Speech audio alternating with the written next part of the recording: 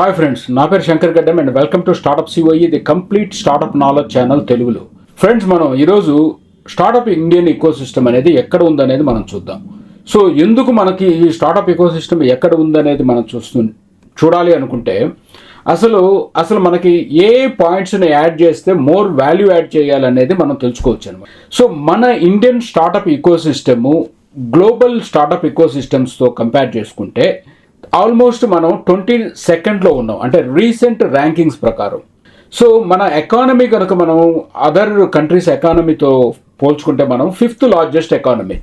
So త్వరలో మనం 3rd అంటూ టార్గెట్ చేస్తున్నాము. ఇంకా అక్కడికి చేరుకునే పరిస్థితుల్లో మనం ట్రయల్స్ అంటూ కొనసాగిస్తున్నాం. అయితే ఈ స్టార్టప్ ఈకోసిస్టంలో మనం 20th ఎందుకున్నాం అనేది, మనం 22nd ఎందుకున్నాం అనేది మనం చూసుకున్నట్టయితే, ఒక చిన్న కంట్రీ అయిన సింగపూర్తో మనం కంపేర్ చేసుకుంటే సింగపూరు ఇప్పుడు 4th పొజిషన్లో అంటూ ఉంది. కానీ మనం ఇక్కడ ఒకటి గమనించాలి, వాళ్ళ ఫండింగ్ ఎంత, మన ఫండింగ్ ఎంత అనేది. మన స్టార్టప్ ఈకోసిస్టంలో ప్రైవేట్ ఫండింగ్ దాదాపుగా ఒక $11 బిలియన్, లేకపోతే ఒక్కోసారి దానికంటే ఎక్కువ కూడా $14-15 బిలియన్ కూడా వెళ్తూ ఉంటుంది. యావరేజ్ మీద ఒక క్వార్టర్కి వచ్చేసి $4 బిలియన్ అండ్ అబోవ్ అనేది ఉంటూ ఉంది. సో ఇక్కడ సింగపూర్ మన మామూలుగా ప్రైవేట్ ఇన్వెస్ట్మెంటే చూసుకుంటే ఇది ఎంటైర్ ఇయర్ కూడా ఒక $4 బిలియన్ కంటూ ఉంది. సో ఇండియన్ గవర్నమెంట్ ఫండింగ్ కూడా మనం చూసుకున్నట్టయితే ఆల్మోస్ట్ లెస్ దాన్ $2 బిలియన్, అంటే $1.5 to $1.7 బిలియన్ కంటూ ఉంది. అండ్ సింగపూర్ది కనుక కంపేర్ చేసుకుంటే ఇది లెస్ దాన్ $1 బిలియన్ ఉంటూ ఉంది. సో ఇక్కడ మనం ఇన్స్పైట్ ఆఫ్ ఇంత ఫండింగ్ ఉన్నా కూడా ఎందుకు ఇండియన్ ర్యాంకింగ్ అనేది 22nd కంటూ పడిపోయింది? ఇంతకుముందు 20th ఉన్నింది, ఇప్పుడు ఇంకా 22nd కంటూ పడిపోయింది. ఎందుకు సింగపూర్ అనేది ఎక్కువ, అంటే 4th పొజిషన్లో ఎందుకు ఉంది అనేది చూసుకుంటే, ఇక్కడ StartupBlink global research report చేసే ఒక రీసెర్చ్ ఫర్మ్ వచ్చేసి వీళ్ళు ర్యాంకింగ్ ఇచ్చింది, అంటే ఓన్లీ జస్ట్ స్కేలింగ్ అంటూ ర్యాంకింగ్ ఇవ్వలేరు. వీళ్ళు ఇక్కడ గ్యాదర్ చేసిన పాయింట్స్లో ఏ key important points, key elements మనం ఈ స్టార్టప్స్ ఒక గుడ్ స్టార్టప్ ఈకోసిస్టమ్ కంటూ చూడాలనేది వీళ్ళు కొన్ని ప్రతిపాదికలను తీసుకొని, కొన్ని మెజర్మెంట్స్ అంటూ తీసుకొని దాని ప్రకారం వీళ్ళు క్యాలిక్యులేట్ చేశారు. సో యుఎస్ వీటిలన్నిటికీ కూడా ఆల్మోస్ట్ అబౌవ్ 70 అలా ఉంటే మనది ఆల్మోస్ట్ ఒక 15 పాయింట్స్లో అంటూ ఉంటుంది. సో ఈ సింగపూర్తో కంపేర్ చేసుకున్నా కూడా చాలా తక్కువ అంటూ ఉంది మనం. సో అసలు మేజర్ డిఫరెన్స్ ఏంది ఈ సింగపూర్కి ఇండియాకి? సో ఇక్కడ మనం మేజర్ డిఫరెన్స్ అంటూ చూసుకుంటే, ఒక సేయింగ్ లాగా, ఒక బిజినెస్ టర్మ్స్లో ఒక సేయింగ్ లాగా ఉంది, if you want to scale the business go to India, అంటే come to India. So if you want to build the business and with more deeper technology and you want to expand global wise, then go to Singapore. So ఇక్కడ మీరు ఈ పాయింట్లోనే మీరు అర్థం చేసుకోవచ్చు, ఒక జనాలకు ఎక్కువ మందికి రీచ్ అవ్వాలంటే ఇండియా అనేది బెస్ట్ మార్కెట్గా ఉంది.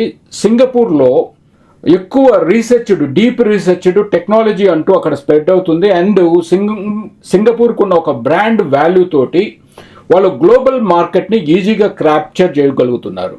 సో అక్కడ మనం ఇండియాలో మిస్సింగ్ అనేది ఏంటి అంటే, ఇదే మిస్సింగ్ మనకి. అంటే స్కేలింగ్ అనేది బ్రహ్మాండంగా జరుగుతుంది. మనం చూస్తూ ఉంటాం, ఒక స్టార్టప్లో కొద్దిపాటి వర్త్ లేకపోయినా కానీ వీళ్ళు ఎక్కువ మంది ఫండింగ్ ఇచ్చేసి, ఎక్కువ అడ్వర్టైజ్మెంట్ చేసేసి ఎక్కువ మందికి ఫాస్ట్గానే అయితే స్ప్రెడ్ అవుతున్నారు. Maybe later on value add పర్ఫెక్ట్గా లేనప్పుడు కొన్ని కంపెనీలు పడిపోతున్నాయి, అది వేరే విషయం. సో ఇక్కడ మనం డీప్ R&D ప్రొడక్ట్స్ అనేది ఇక్కడ మిస్సింగ్ అనే చెప్పుకోవాలి. అంటే వాళ్ళ రిపోర్ట్ ప్రకారం మనం కూడా దాదాపుగా చూస్తున్నాం, ఎక్కువ స్కేలింగ్ అయ్యే ప్రొడక్ట్స్కే ఎక్కువ వెళ్తున్నాయి. డీప్ రీసెర్చ్డ్ ప్రోడక్ట్ లేవు అని మనం చెప్పట్లేదు, బట్ కొద్దిపాటి ప్రోడక్ట్స్ అయితే ఇండియాలో ఉన్నాయి.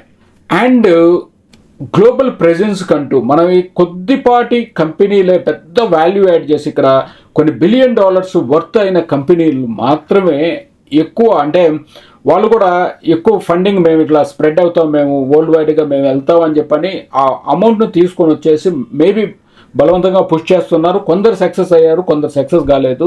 ఇంకా ఆ ఉద్దేశం ప్రకారం చూసుకుంటే మాత్రం మన బ్రాండ్ వాల్యూ అనేది ఎక్కువగా అయితే మనకి లేదనే చెప్పుకోవాలి when comparing with the Singapore.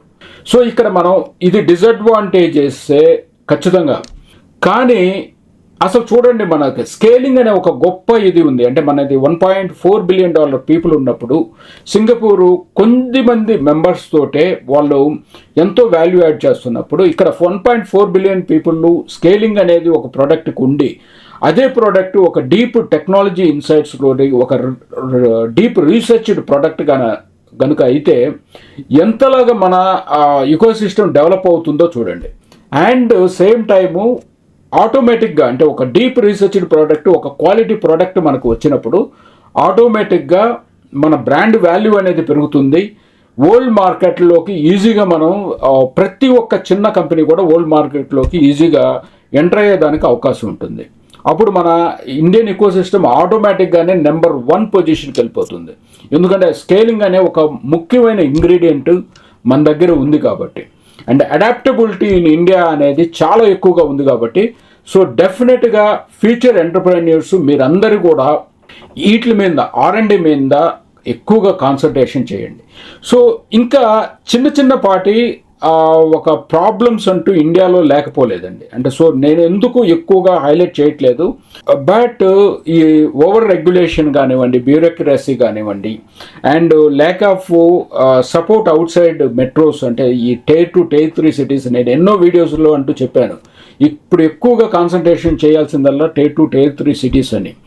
And funding concentration కూడా ఎక్కువ మంది స్పెసిఫిక్ టు ది ఏదైనా ఒక ఎడ్యుకేషన్ బ్యాక్గ్రౌండ్ అంటే IIT, IIMలకి వీళ్ళకే ఉంటుంది. కానీ ఎక్కువ మందికి ఫండింగ్ వచ్చే అవకాశాలు సెంట్రల్ గవర్నమెంట్ స్కీమ్స్ ఉన్నా కూడా అవన్నీ కూడా ఎక్కువగా వీళ్ళు చెప్తూ ఉన్నారు మేము out side of incubation centres కూడా ఇస్తూ ఉన్నామని. బట్ ఎక్కడ కూడా ఇది ఎక్కువగా మాస్ పీపుల్కి, మాస్ ఎంటర్ప్రెన్యూర్స్కి అంటూ రీచ్ అవ్వట్లేదు. ఇది అసలు న్యూస్ కూడా ఉండట్లేదు. సో ఈ కంటెంట్ క్రియేషన్లో ఎవరో ఒకరు వస్తుంటారు, చెప్తూ ఉంటారు, but that is the sake of content creation అండి, but not for actual it is happening.